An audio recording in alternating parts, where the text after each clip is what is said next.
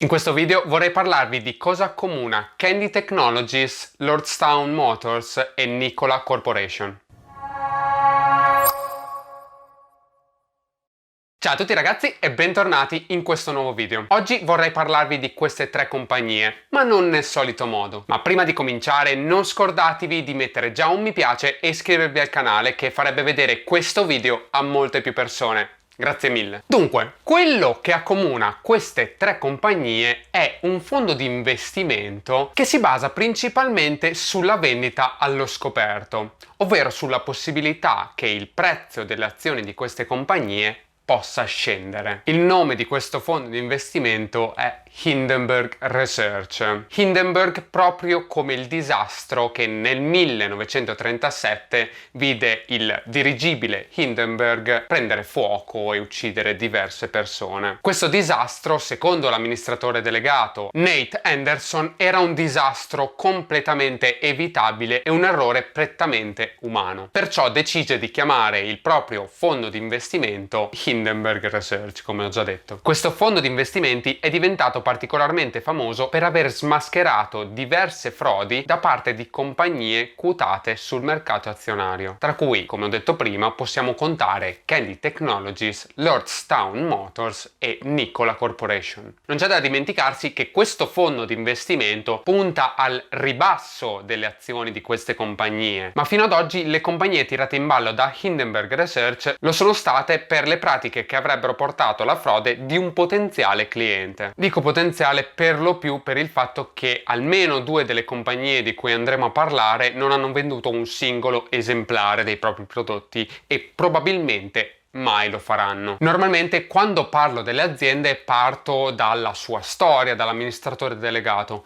In questo caso, dato che sappiamo già come andrà a finire, dato che se sono in questa lista vuol dire che sono delle frodi, andremo molto velocemente, quindi vi dirò solamente alcune informazioni generali e andremo a vedere più o meno che fine hanno fatto. Ma andiamo con ordine partendo da Kandi Technologies, ovvero l'unica azienda che ha davvero portato sul mercato qualcosa. Kandi è un'azienda cinese quotata al Nasdaq con il simbolo KNDI, che è stata fondata nel 2013. Nel 2019 Kandi annuncia i propri piani per espandersi oltre che in Cina anche negli Stati Uniti, dato che il National Highway Traffic Safety Administration, o NHTSA per essere più corti, aveva approvato la sicurezza di due dei modelli in vendita da parte dell'azienda, ovvero il Model E X3 e il Model K22, importando poi in seguito anche il modello K23 e K27. Ma nel novembre del 2020 il sogno americano di Kandi fu completamente distrutto appunto da Hindenburg Research. Infatti l'azienda venne accusata di applicare quello che in inglese viene detto Bracing Scheme o schema sfacciato, ovvero la pratica di falsificare vendite e guadagni dell'azienda non curandosi minimamente dei propri investitori o delle leggi vigenti. Hindenburg Research ha scoperto che più della metà dei veicoli venduti da Kandi erano stati poi comprati da aziende affiliate sempre a quest'ultima. Pertanto, il più grande cliente di Kandi, con oltre il 55% delle vendite, era proprio Kandi. Questo chiaramente ha portato le azioni di Kandi a fare uno scivolone di oltre il 24% in un singolo giorno, fino a perdere oltre il 40% nei giorni successivi, andando così a portare il guadagno nelle casse di Hindenburg Research, che come dicevo prima è attivo in queste ricerche per un ritorno finanziario in realtà, più che per la salvaguardia di un potenziale cliente. Passiamo ora alla seconda azienda di cui si è occupata sempre Hindenburg Research, ovvero Lordstown Motors. Questa ricerca è anche molto recente, quindi è ancora fresca nei cuori degli investitori che hanno deciso di investire appunto il Lordstown Motors? Lordstown Motors è una compagnia di Lordstown, che è una città in Ohio, ed è stata fondata nel 2018 da Steve Burns, che prima dirigeva la compagnia Workhorse. Il legame con Workhorse però non finisce qui. Infatti il loro unico veicolo che è stato presentato, ovvero il Lordstown Endurance, era inizialmente un progetto appunto di Workhorse, pagato poi 12 milioni di dollari per la licenza di utilizzo. Il Lordstown Endurance è un pick-up 4x4 che sarebbe dovuto entrare in vendita al prezzo di 52 mila dollari verso la fine dell'anno scorso, ovvero novembre del 2020, ma questa data è già stata posticipata 2 volte fino ad arrivare alla fine del 2022. Ovviamente non sono tutte rose e fiori, infatti se questa azienda è in questa lista vuol dire che Hindenburg Research l'ha messa nel proprio mirino. Nel marzo del 2021, infatti, il fondo di investimento ha accusato Lordstown Motors di aver esagerato la domanda degli ordini per il proprio pick-up, nonché la capacità di Lordstown Motors di costruire questi veicoli. Il rapporto di Hindenburg, infatti, mostrava centinaia di migliaia di ordini di Lordstown Motors non erano vincolanti ed erano senza un deposito da parte della società o dell'acquirente privato. Questo però faceva in modo ovviamente che Lordstown Motors e il suo amministratore delegato potessero dire alla stampa e sui social che avevano ben oltre 100.000 prenotazioni per il proprio pick-up, cosa assolutamente non vera.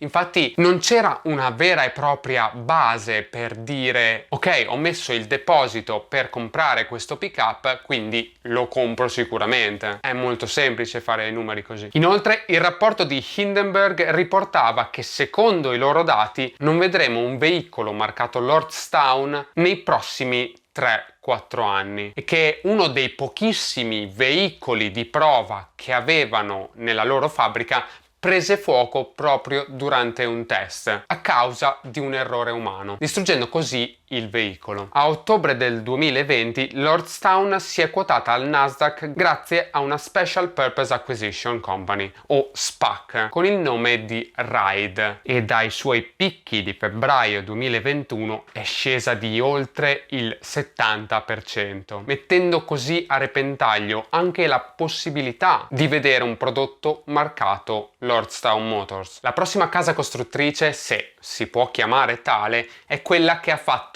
più rumore cadendo, ovvero Nikola Corporation. Nikola Corporation viene fondata nel 2014 a Phoenix, in Arizona, da Trevor Milton. Il nome dell'azienda chiaramente viene dall'inventore Nikola Tesla e secondo la mia personale idea viene anche grazie alla correlazione che viene fatta automaticamente tra Nikola e Tesla, in modo da collegarsi a un'azienda profittevole e non una truffa incredibile. Ma questa è solo una mia idea. Questa azienda è quotata da giugno 2020 al Nasdaq con il simbolo di NKLA e si concentra principalmente sulla produzione di veicoli commerciali come pick-up o camion in questo caso anche. E non solo veicoli puramente elettrici, ma anche veicoli fuel cell a idrogeno. L'8 settembre del 2020 General Motors annuncia una collaborazione con Nikola Corporation e l'acquisizione di ben 11% della società per l'ammontare di 2 miliardi di dollari. General Motors oltretutto